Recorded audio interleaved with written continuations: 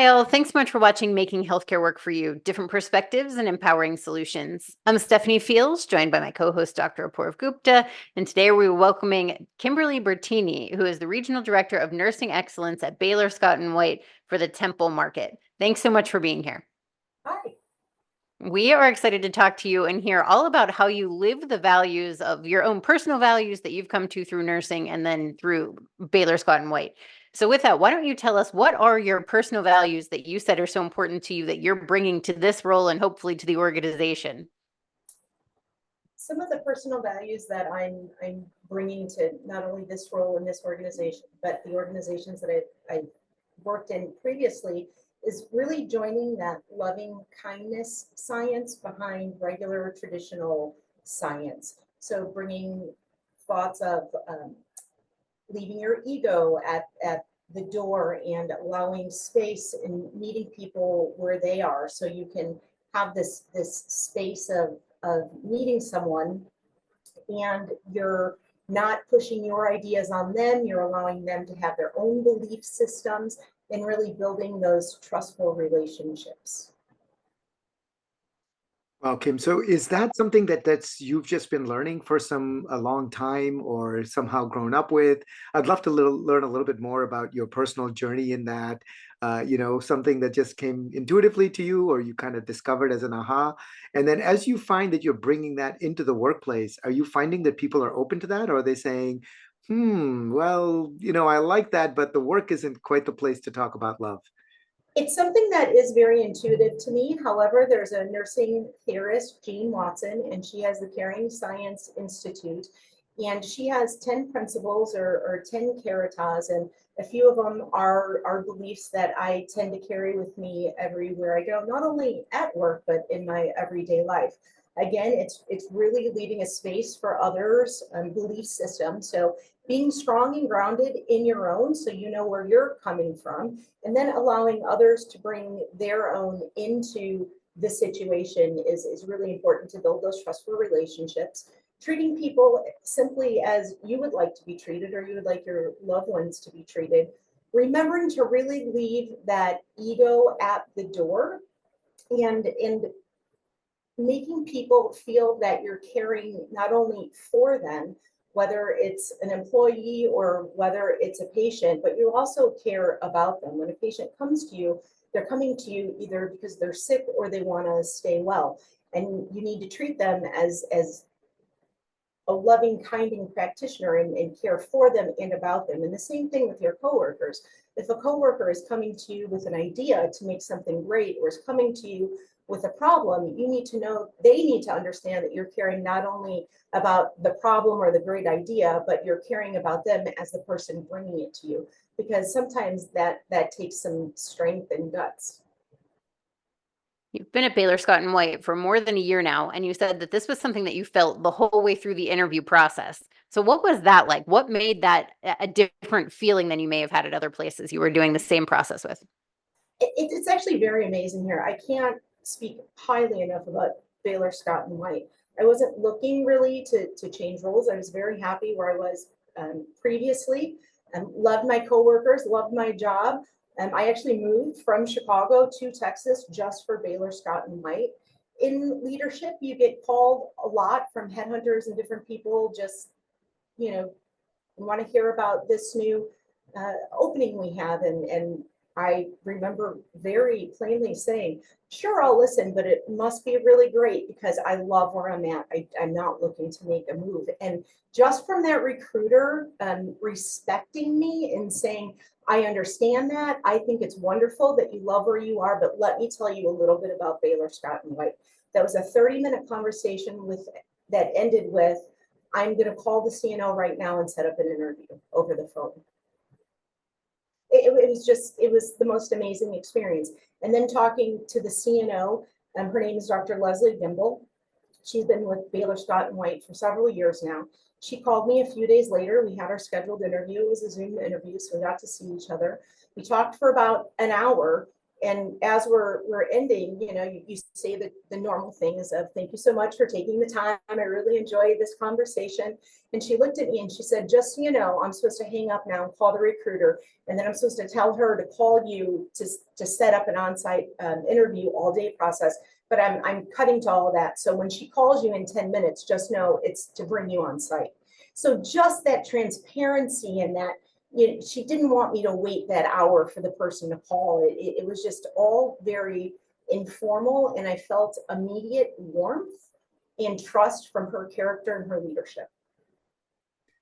So Kim, obviously that's incredible. You've been working in nursing for a long time, and we're working at a great place already, but yet you also feel like we don't encounter this kind of a culture all too often. So is that culture widespread throughout Baylor Scott and White? Is it just throughout nursing? Is it throughout all? I mean, it's a really big network and organization. So is it all throughout the entire company? And if so, maybe you can share some, insight with us. And how do you think that's happened? I personally see it throughout the entire company. Of course, you see it in certain areas, maybe a little bit more than others. Certainly as an organization and as a system, it's a very loving system. A few ways that they're able to achieve this, we have shared governance not only here in the Temple market, but we also have system shared governance. So teams are brought together from all across the region to address issues, improve upon processes. And it's really important that you have different regions on these calls and these councils and these committees and task forces, because while we're still Baylor Scott and White, we might be delivering the same type of care, your population of people are going to be different. So when you have a system and you want to have as many system processes, it has to be able to fit most areas and then have the ability to tweak it to fit that particular region. That's one way we all stay connected and we're all caring about each other. Another really large way, we have a very large foundation, and we have an annual giving campaign within this foundation. And one of the most unique things, and this is actually the first place I've ever seen this, and it's not unusual for big hospitals to have foundations and annual givings. So you can designate the giving that you do, the donations that you give to either the United Way or to our own foundation directly from your paycheck. And within this foundation, there's multiple areas you can actually give to. And the largest fund is the Employee Giving Fund. So the Employee Giving Fund is if any employee is experiencing any sort of hardship or anything such as that, they're able to go to the foundation and say, our garage just burned down. We need help rebuilding. Insurance isn't covering it. We just had a tornado come through Central Texas, and we have about 500 employees who are depending on this fund to help get their houses put back together. So it's those types of things that you're able to give, but you can control what you're giving it to, and the organization trusts that you're gonna make great choices with that. That it's impossible not to say the system loves you when they're setting up processes like that. It seems like there's great accountability and empowerment in all of it, because if you didn't give people that trust and respect to make those decisions and know that you're hiring smart people for your team, they probably wouldn't feel accountable to one another, and then that sense of really wanting to help other people. And so many times when we have these conversations with really amazing organizations like yours that do have this intangible quality, it seems like it comes back to the values of the organization and really putting your money where your mouth is. You have to mean the values. You can't just provide the lip service of like, oh, yes, we care. Here's our foundation. You really have to mean it. And so is that something that you do feel like people really throughout the organization feel like you believe what you're saying and really do care? That's a great question. And I've, even early on in my career, I learned about mission, vision, values, and those words, right? And a lot of people go to work and they see them and they know they have them. And why do you have them? So as a very young nurse in labor and delivery, I really set out to learn what that meant and why the words could be so different from organization to organization. And I learned very early on, and I feel so blessed that this happened, that you can read someone's mission, vision, and values and know if that's going to be a good organizational fit for you. If those mission, vision, and values don't resonate within you, and you have these some intrinsic values that they don't value, it's probably not going to be the right choice for you. So looking at Baylor Scott and White and walking through the halls here, I would dare anyone to walk through any hallway here and not hear someone use one of our values. The one that I hear most often is that we're in it together. And when I hear it most often is when we're wayfinding with patients or new employees, and they're saying, oh, thank you so much for walking me here. I've already gotten lost twice. And we say, well, one of our values is we're in it together. We're here to do this for you. Our mission is to help everybody live better, and everybody includes each other. So you hear those things actually being said, which I find completely amazing and different from most other places. Oh, I'm going to just let that soak in a little bit, Kim, because I think what you're saying is actually incredibly profound. I think we all think we have mission, vision, values. Of course, certainly every organization does. But I think the difference is in enacting those values. And it's in that one example you said, one organization could have easily said, our value is togetherness. But Baylor Scott and White says, well, let's make that into an action statement. We are in this together, and that allows us to verbalize it and act it out. And I find that to be actually really profound. It's making me think of a couple of other instances in which I've seen something like that. It's when we've taken values and actually turned them into action statements or behavior statements that I think allows us to then, carry them out and probably makes them more resonant. So thank you for sharing that. That's really, really incredible. If you have more stories like that, again, I'd love to hear. But the other line of questioning I'd like to open up. You and I spoke about this when we've met on other occasions, is that shared governance is a fairly common approach that many organizations are using, particularly on the nursing side when they're trying to go for magnet status designation. And I guess I'd say it's probably helpful to all of them. And I guess it's not a coincidence that the magnet status relies on that shared governance model. However, most of those organizations, I guess, don't wind up becoming loving organizations. So I guess I'd invite a little bit more maybe inquiry or reflection on your part as to what is it that allows Baylor Scott and White to get so broad and deep and far with this approach. So shared governance was something that they had when I was onboarding into the organization.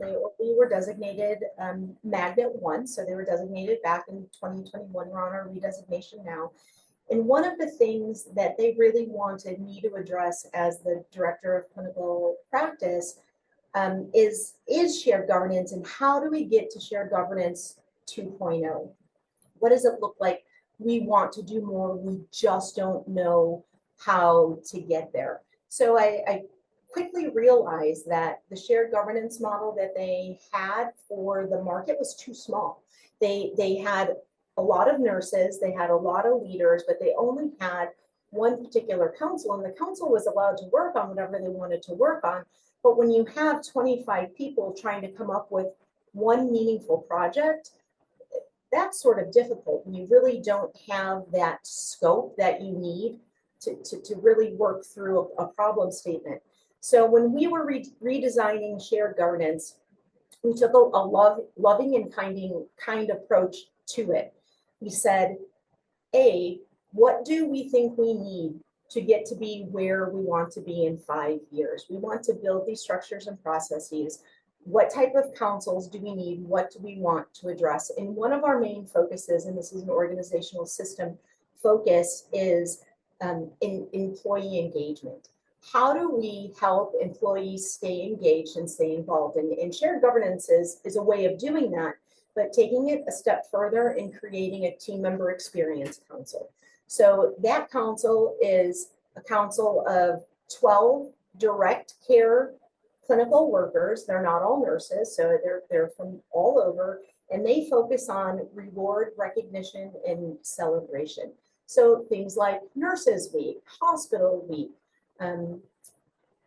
National Certification Day celebrations, all sorts of celebrations, holiday celebrations, monthly calendar of event recognitions. It's this month, it's that month.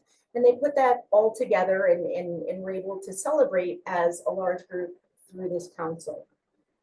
We also knew in order to be a loving and kind organization and to help us get to where we want to be with patient outcomes and employee satisfaction, we really need to have a council that's focusing on career advancement and career development.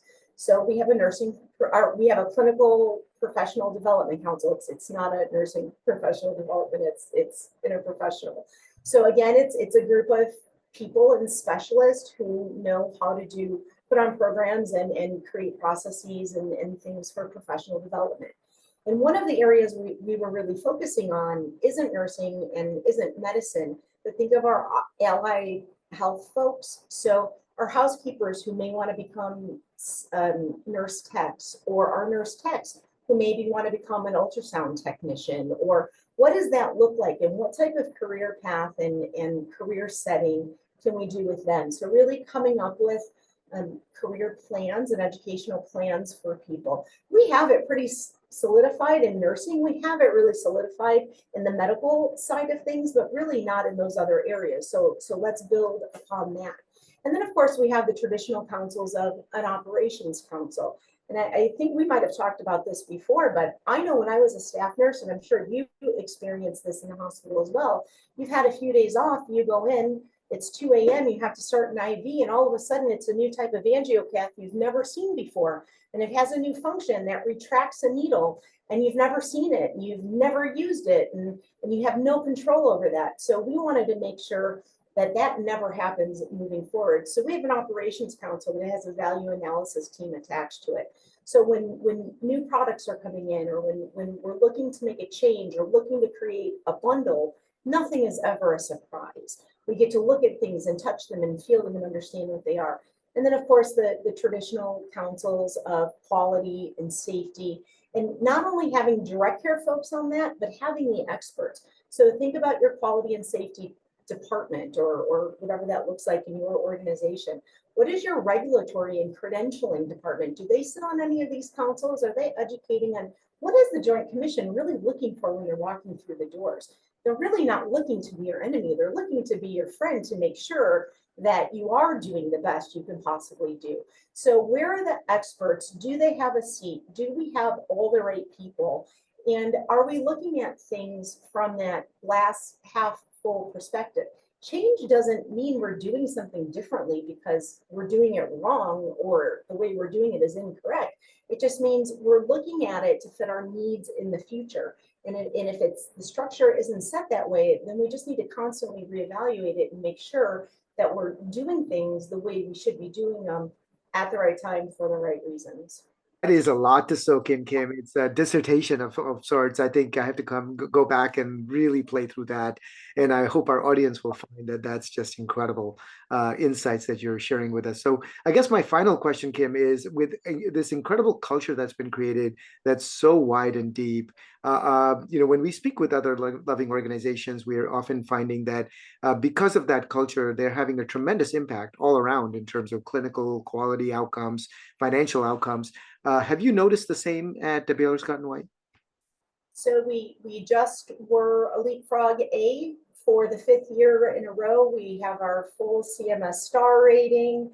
We are a magnet organization, and that's for the Central Texas market, so my market. But when you think about Baylor Scott & White as a system, we are the only system that every single one of our hospitals is either a magnet designated hospital or an ANCC pathway designated hospital. So we take that very seriously. We've had three of our hospitals in the top 100.